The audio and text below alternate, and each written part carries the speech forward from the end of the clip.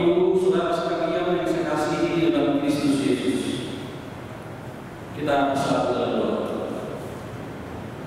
Damai sejahtera Allah yang melampaui akal dan budi manusia, kiranya memelihara hati dan pikiranmu di dalam Kristus Tuhan kita. Amin. Umat Tuhan yang saya kasihi di dalam Yesus Kristus, inilah firman Tuhan yang akan menguatkan kita pada saat ini, yaitu yang diangkat dari kitab Nabi Yesaya pasal 63 ayat 11 sampai 14. Demikian firman Tuhan. Lalu teringatlah mereka kepada zaman dahulu kala, zaman Musa, hambanya itu. Di manakah dia yang membawa mereka naik dari laut bersama-sama dengan penggembala kambing dombanya? Di manakah dia yang menaruh Roh Kudusnya dalam hati mereka, yang dengan tangannya yang agung menyertai Musa di sebelah kanan, yang membelah air di depan mereka untuk membuat nama abadi baginya, yang menuntun mereka melintasi samudra raya seperti kuda melintasi padang gurun. Mereka tidak pernah tersandung seperti ternak yang turun ke dalam lembah. Roh Tuhan membawa mereka ke tempat perhentian.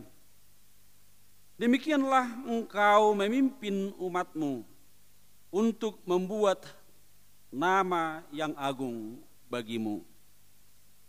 Demikian firman Tuhan, kita sambut dengan firman-Mu menjadi terang.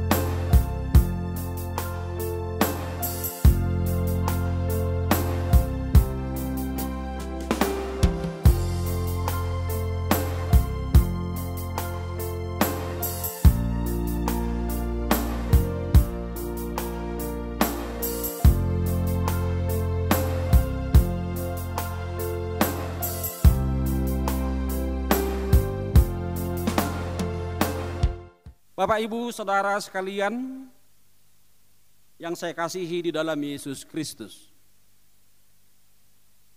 kita sedang menghadapi masa-masa sulit oleh karena dampak pandemi COVID-19. Sudah lebih dari 10 minggu kita tidak beribadah di gereja sebagaimana sebelumnya.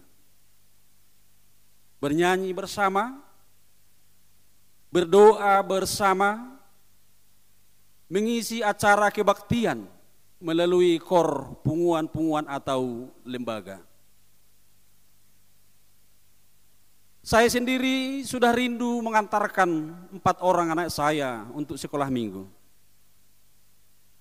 Biasanya seperti hari ini, setelah bangun pagi, saya akan menyuruh mereka mandi, sarapan, dan berpakaian untuk mengikuti ibadah sekolah minggu. Saya juga sudah rindu melihat istri saya memberangkatkan 4 orang anak kami untuk mengikuti ibadah sekolah minggu, membekali mereka persembahannya dan uang jajannya. Kesulitan yang kita hadapi tidak hanya melaksanakan kebaktian minggu di gereja dan aktivitas lainnya di gereja sebagaimana sebelumnya. Kita juga menghadapi kesulitan ekonomi. Di antara kita ada yang mengalami PHK dari pekerjaan, dirumahkan sementara sebelum situasi pulih. Bagi ASN atau pegawai negeri, ada pengurangan penerimaan bulanan dari sebelumnya. Bagi usaha catering tidak ada lagi pesanan untuk pesta-pesta. Bagi usaha angkutan kota, angkutnya harus dimasukkan ke garasi karena tidak sebanding lagi pendapatan dengan biaya operasional. Syukur juga cicilan bulanannya sudah lunas. Bagi yang lunas cicilannya, pasti ekonomi keluarga akan semakin berat. Puji pimpinan HKI telah menerbitkan surat pastoral kedua, yaitu nomor 273 PP HKI-DU angka Romawi 5 2020 tertanggal 28 Mei 2020. Dalam surat pastoral PP yang kedua ada 10 himbauan, 12 himbauan puji pimpinan HKI bagi kita dalam menghadapi kondisi kekinian pandemi COVID-19. Terkhusus menyikapi fase new normal yang didengungkan oleh pemerintah kita Juni 2020. Bapak Ibu Preses dan juga semua pendeta resort di masing-masing daerah akan men-share atau membagikan surat penggembalaan itu kepada setiap keluarga warga jemaat melalui grup medsos yang ada di jemaat atau di resort. Bapak Ibu Saudara sekalian, kenyataan hidup yang kita jalani saat ini, kita mengalami kecemasan, kekhawatiran, ketakutan, tekanan ekonomi yang berat terhadap keluarga. Kapankah ini akan berakhir? Kalau benar yang dikatakan oleh WHO, Badan Kesehatan Dunia, tentang COVID-19, tidak akan cepat hilang atau tidak akan hilang dari muka bumi ini. Kalau membutuhkan waktu yang lama. Oleh karena itu kita harus belajar hidup berdampingan dengan COVID-19. Demikian pendapat mereka. Jika vaksin COVID-19 baru ditemukan 1 tahun lagi, atau beberapa tahun kemudian, bagaimana Bapak Ibu Saudara sekalian? Apakah kecemasan, kekhawatiran, dan ketakutan kita akan naik ke level yang lebih tinggi lagi? Putus asa, frustrasi, menyalahkan Tuhan karena alfa bertindak menurut kita? Bapak Ibu sekalian yang saya kasihi di dalam Yesus Kristus, dalam khotbah kita pada minggu peringatan Pentakosta pertama hari ini, Allah Bapa kita berfirman, "Aku ada di depanmu, menuntun dan menyertai perjalananmu, menghadapi kenyataan hidup yang sedang dan akan kamu hadapi." Firman yang sama juga kepada kita hari ini telah disampaikan kepada umatnya Israel saat menghadapi krisis dan keputusasaan, ketiadaan pengharapan, menatap hari esok yang tidak ada kepastian. Saat mereka berada di negerinya yang baru saja kembali dari pembuangan. Jika kita mengikuti kisah keluaran umat Israel dari tanah Mesir hingga sampai ke tanah Kanaan, Bisa dikatakan itu semua adalah perjalanan yang mustahil. Mustahil jika mengandalkan kekuatan manusia. Bagaimana umat Israel melalui Musa harus berhadapan dengan Firaun, menyeberangi laut Teberau, perjalanan di padang gurun yang sangat melelahkan. Belum lagi Musa harus berhadapan dengan umat yang tegar tengkuk. Jemaat Tuhan yang saya kasih di dalam Yesus Kristus, ternyata semuanya itu dapat dilalui oleh umat Israel. Mereka semua dapat melaluinya bukan karena kemampuan umat Israel.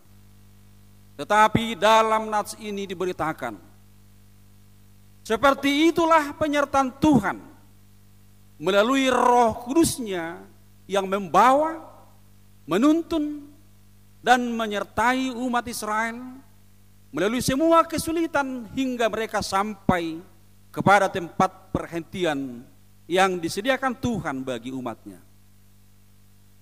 Demikianlah kita juga mengimani penyertaan dan tuntunan Tuhan dalam kehidupan kita, yaitu melalui Roh Kudus dalam kehidupan kita. Sebagaimana yang Tuhan Yesus janjikan, yaitu seorang penolong yang akan menyertai kita dan yang telah dicurahkannya bagi kita, yaitu Roh Kudus. Bapak Ibu Saudara sekalian yang saya kasihi di dalam Kristus, Roh Kudus adalah jaminan kasih setia Tuhan bagi umat yang percaya. Roh Kudus adalah pribadi yang paling intim dalam diri kita. Roh Kudus adalah hikmat yang memampukan kita memahami kenyataan hidup yang telah, sedang, dan akan kita hadapi. Mari kita buka Alkitab kita yang tertulis di dalam 1 Korintus 2 ayat 9 sampai ayat 10. Di sana Paulus berkata, apa yang tidak pernah dilihat oleh mata dan tidak pernah didengar oleh telinga, dan yang tidak pernah timbul di hati manusia, semua yang disediakan Allah untuk mereka yang mengasihi Dia. Karena kepada kita Allah telah menyatakannya oleh Roh. Sebab Roh menyelidiki segala sesuatu, bahkan hal-hal yang tersembunyi dalam diri Allah. Maka bagaimana cara pandang kita memahami masalah atau persoalan yang kita hadapi?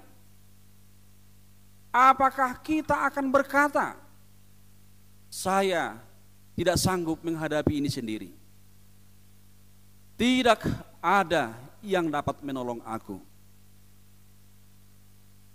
Namun kenyataannya kita tidak sendiri, tapi justru kitalah yang sering membuat beban itu menjadi berat.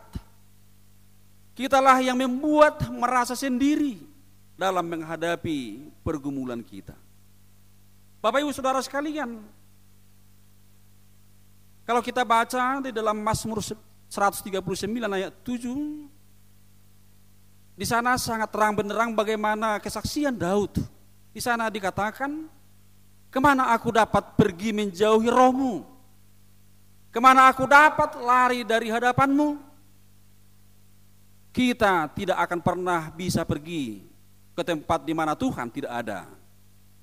Dalam keadaan apapun, dalam situasi apapun, Tuhan tetap ada di situ.